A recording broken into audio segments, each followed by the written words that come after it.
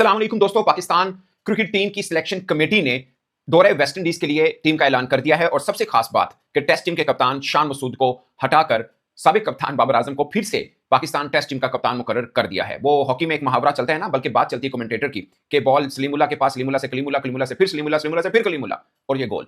मगर क्रिकेट में चल रहा है, बाबर आजम से कहानी शुरू हुई थी, बाबर आजम पे आके ही खत्म हुई। मुड़कर पता इस बीच में शान मसूद एक लंबे टाइम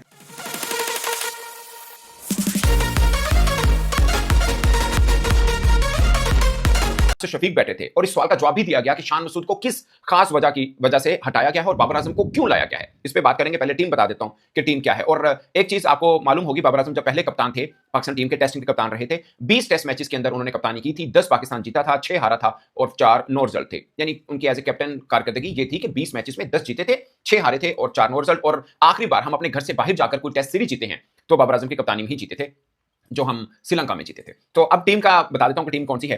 बाबर आजम कप्तान, बाबर आजम, आमिर जमाल हैं इसमें, अब्दुल्ला फजल हैं, अली उस्मान स्पिनर जो हैं लेफ्ट आर्म, उनको शामिल किया है, अजान अवैस, इमामुल हक, खुरम शहजाद, अब्बास और मोहम्मद अली फास्ट बॉलर, रिजवान को शामिल किया है, अवैस जफर इस टीम का हिस्सा हैं, गाजी गोरी, साजिद खान, सलमान अली आगा, शान मसूद, उबैद शाह। ये वो पूरा टैग है पाकिस्तान, और ये पूरे का पूरा स्क्वाड है पाकिस्तान का। सौ शकील शायद इंग्लैंड टीम के लिए, जो इंग्लैंड पाकिस्तान जाएगी उसका हिस्सा बन सकेंगे। सो ये एक पूरे का पूरा स्क्वाड है 16 रुकनी, जो वेस्ट इंडीज जाएगा और इसके अंदर कप्तान की चेंज कर ली गई है। अब उनसे सवाल हुआ कि आपको कप्तान बदलने की क्या जरूरत पड़ी। हम ये टीम के ऊपर भी बाद में आएंगे कौन कौन से ड्रॉप हुए, बट पहले उस सवाल का जवाब हो जाए जो आकिब जवेद ने दिया कि कप्तान की चेंज क्यों जरूरी हुई थी। तो आकिब जवेद ने यह कहा कि कप्तान इसलिए चेंज किया गया था कि शान मसूद बतौर बैट्समैन तो ठीक बैटिंग कर रहे हैं, रन भी उनके आ रहे हैं, मगर बतौर कप्तान दो खास प्रॉब्लम थे। एक प्रॉब्लम यह था कि शान मसूद की कप्तानी में टेल एंडर, जैसे उन्होंने सेंचुरियन मैच का एग्जांपल दिया, पाकिस्तान वो मैच साउथ अफ्रीका से जीत सकता था, लेकिन लास्ट में आपको याद होगा रबादा खड़े हो गए थे, तो उन्होंने कहा कि वो रबादा खड़ा मतलब टेल एंडर खड़े हुए और वो मैच निकाल के चले गए। और ये पहला मौका नहीं था उनकी कप्तानी में, इससे पहले भी हो चुका हुआ है। आपको याद होगा 26 पे शायद 6 आउट कर दिए थे हमने बांग्लादेश के, और फिर बांग्लादेश के भी नीचे से टेल तो नहीं कहेंगे बट उस दिन शायद लिटन दास खड़े हो गए थे और बाद में मतलब लोअर मिड ऑर्डर खड़ा हुआ था और वो मैच पाकिस्तान वो मैच हारा था। और इस तरह के एक दो मैचेस और बिल्कुल हुए हैं जिसमें पाकिस्तान मैच हारा, मगर इसी बुनियाद के ऊपर ही तो पाकिस्तान की पूरी बॉलिंग लाइनअप को चेंज किया है। तो कसूर उस बॉलिंग लाइनअप का था या शान मसूद का था, मगर आकिब जवेद की इस बात से ये साबित होता है कि शान मसूद का कसूर था, क्योंकि उनको बतौर कप्तान ट्रिक नहीं पता कि टेल एंडर को पकड़ना कैसे है। सो इसलिए शान मसूद को एक ये वजह, दूसरी वजह ये उन्होंने बोला कि ओवर रेट जो चल रही होती है, जिसकी वजह से पाकिस्तान अपने 12 पॉइंट खो बैठा और हम वर्ल्ड टेस्ट चैंपियनशिप के उस टेबल में इस साइकिल के अंदर सबसे बॉटम के ऊपर हैं। उसकी वजह यह है कि हमने पॉइंट अर्न तो किए नहीं है, जो अर्न किए हुए थे वो भी हमने गवा दिए स्लो ओवर रेट की वजह से। तो उन्होंने बोला कि कप्तान को ये पता होना चाहिए। जाहिर है आईसीसी पनिश करता है, उसके ऊपर आपके पॉइंट्स गिरते हैं, आप पहले अर्न नहीं कर रहे थे, उसमें मजीद पॉइंट गिरे जो आपने थोड़े बहुत अर्न किए हुए थे अपने घर में जो टेस्ट वगैरह जीते हुए।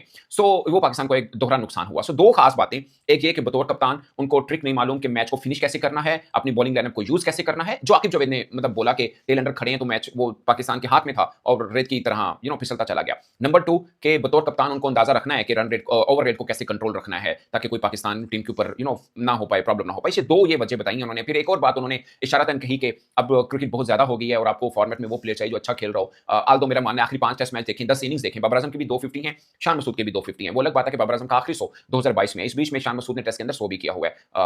सो मुझे लगता है कि बैटिंग तो शान मसूद की बुरी नहीं थी, बट अब ये पाकिस्तान क्रिकेट बोर्ड का डिसीजन है।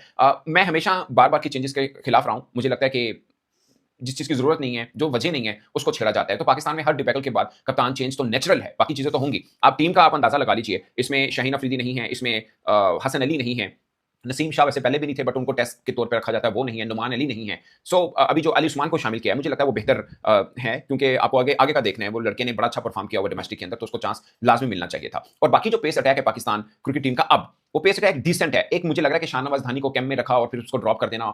ओबैशा भी ठीक है, पेस अच्छा है उस लड़के का, लंबे स्पेल शायद वो भी कर सकता है, बट मुझे लगता है कि शायद शाहनवाज धानी का रेड बॉल के साथ ज्यादा एक्सपीरियंस था, उसको कैरी कर लेना चाहिए था। बाकी मोहम्मद अली मुझे तो पसंद है टेस्ट के अंदर, मुझे लगता है कि ठीक उनको रखा है। अब्बास और खुरम शहजाद दोनों इंग्लिश कंडीशन में तंग करेंगे ऑफ कोर्स मुखालिफ टीम को, मतलब इंग्लिश टीम को। उन दोनों का रहेगा। आमिर जमाल आखिरी बार जो उनकी जबरदस्त परफॉर्मेंस थी वो ऑस्ट्रेलिया के अंदर ही थी, तकरीबन 2 बरस पहले। एक विकेट कम थी उनकी पैट कमिंस से 3 टेस्ट मैचेस की सीरीज में, अदरवाइज वो प्लेयर ऑफ द सीरीज हो सकते थे। वो पैट कमिंस हुए थे, हालांकि डिजर्व फिर भी आमिर जमाल करते थे क्योंकि उन्होंने कहा 50 भी कर रखी थी, बैटिंग से रन भी किए थे। सो उसी फॉर्म में अगर हुए, वही धारा रफ्तार आमिर जमाल की हुई तो उनकी टीम में एंट्री भी बनती है। सो मुझे लगता है कि पेस बैटरी इस वक्त पाकिस्तान की बेहतर है। वेस्ट इंडीज और इंग्लैंड में पहले की निस्बत थोड़े बेहतर रिजल्ट जरूर आने चाहिए इस पेस बैटरी के साथ, मेरी जाती राय है। बाकी अगर आप बैट्समैन की बात करें, बहुत ज्यादा चेंज नहीं की गई। मोहम्मद रिजवान को शामिल किया गया है, सलमान अली आगा इस टीम का हिस्सा है, इमामुल हक को बरकरार रखा गया है, अब्दुल्ला फजल इस टीम का हिस्सा हैं, सो अजान अवैस को रखा है जो ओपनर है बरकरार रखा है। सो मैं मतलब यही था कि जो नए लड़कों को पहले शामिल किया एक आधी सीरीज के बाद ड्रॉप ना कर दें, तो उनको कैरी किया है। मुझे लगता है कि डिसेंट टीम है, टीम बुरी नहीं है, एक आधा नाम चेंज तो होता ही है, बाकी टीम ठीक है। आई होप कि इससे बेहतर आकिब जी ने बोला कि हमें उम्मीद है कि हम ये पिछले जो 1 डेढ़ माह से कैंप लगा के रखा हुआ है उसमें हर कंडीशन जो जाके टीम ने खेलना है, लाइक ग्रासी पिच के ऊपर भी और वेस्ट इंडीज की कंडीशन के मुताबिक भी जो बेहतर फिजिबल हो सकता था लाहौर के अंदर रहकर, उसके मुताबिक ट्रेनिंग की है और उन्हें उम्मीद है कि ये टीम बेहतर रिजल्ट दिखाएगी। बट बाकी कॉम्बिनेशन होता है बॉलर्स का, बैट्समैन का, कि वो क्या रिजल्ट लेके आएंगे, पूरी ऑन द होल टीम खेलती तब रिजल्ट आते हैं। बट मुझे लगता है कि पाकिस्तान ने ये एक टेंटेटिव शॉट खेला है कप्तानी की चेंज का, क्योंकि शान मसूद को इस मोड पर हटाना, जब वर्ल्ड टेस्ट चैंपियनशिप का साइकिल चल रहा है, चलते राह में हटाना, मुझे लगता है शायद मुनासिब नहीं है। और आपने उनको टीम में रखा क्योंकि आपको पता है कि वो एज ए बैटर तो अच्छा ही परफॉर्म कर रही है,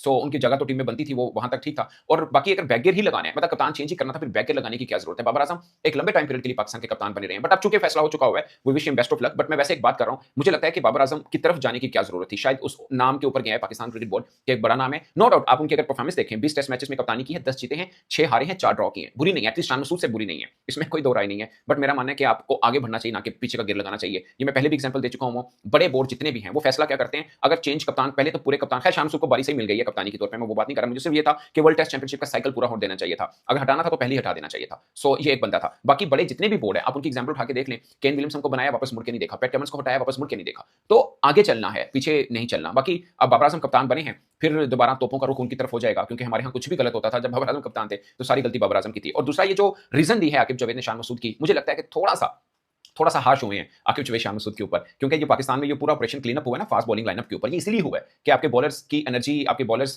की फिटनेस वैसे नहीं थी, मतलब शुरुआत के ओवर अच्छे होते थे, तीसरा चौथा पांचवा दिन ठीक बॉलिंग नहीं रहती थी, तो इसलिए ही आपने उनको हटाया और नए पेस बैटरी आप लेके आए हैं। इसमें शान मसूद के ऊपर बात करना, उसकी कप्तानी को लेकर कहना कि उसकी कप्तानी की वजह से वो आखिर में विकेट नहीं ले पाए थे, तो शायद मुझे लगता है कि थोड़ा सा ज्यादा रूड या हार्श